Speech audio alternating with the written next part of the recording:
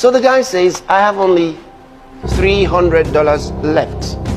Never enough. I get $1,000 every week.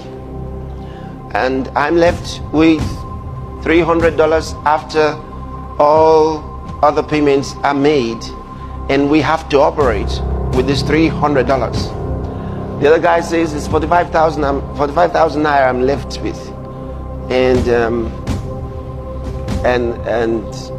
it's never enough. Even our rent house will be 60,000. You know,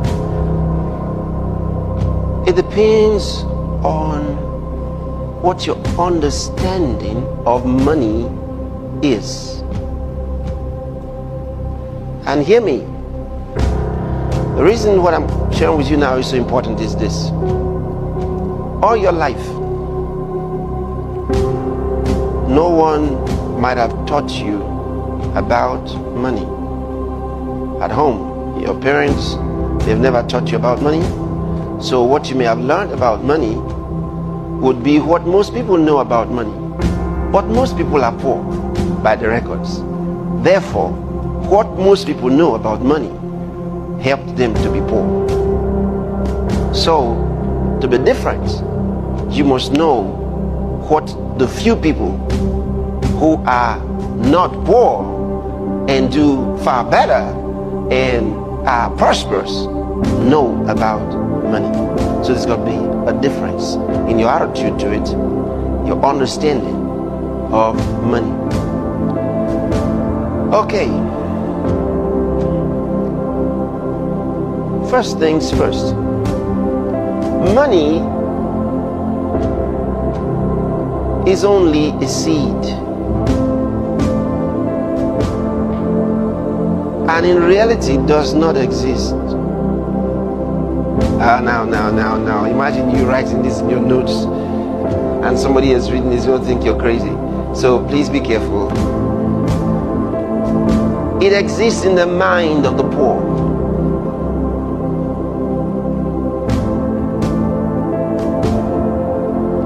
You see, this value of $300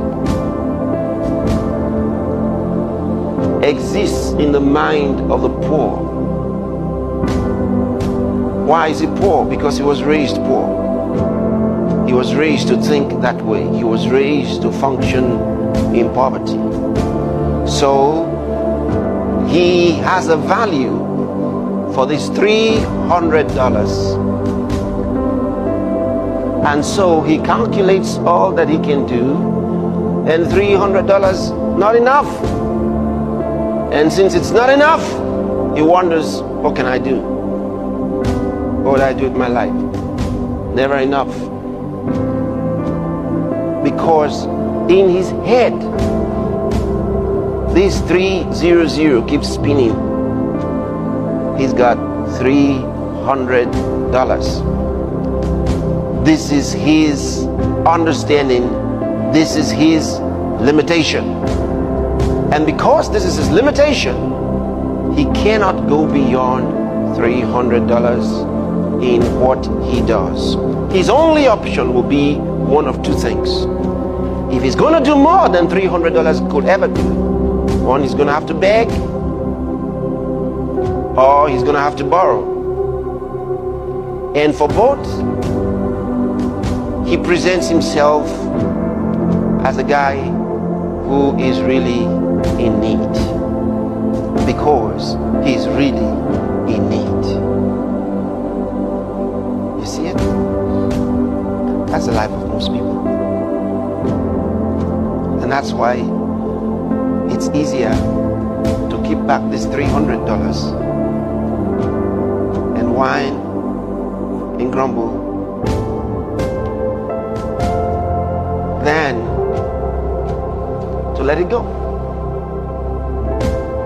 And the guy who lets it go with poverty mentality says, I've given everything, because all I had was $300. And once he's given the $300, he's given everything. And what is he expecting? God's got to do something. That's the way many people are. Now, while I'm talking like this, I want you to keep reminding yourself that most people in the world are poor. Keep reminding yourself. So when I make some statements, quickly remind yourself that the records are clear. In all nations, the majority of the people live below average. Okay? Then remind yourself of another thing I'm going to say, that all those called middle class and average are all poor.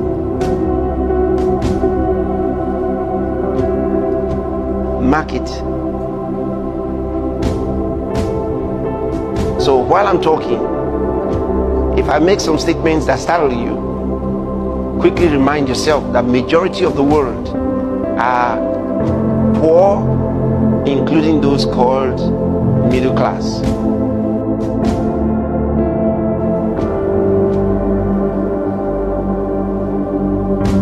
So that you would remember that there must be some uncommon thinking that produce the uncommon winners. Okay? So if I say some things that are uncommon, quickly remind yourself that the common ones have produced poverty anyway. So what do you do with the common thinking?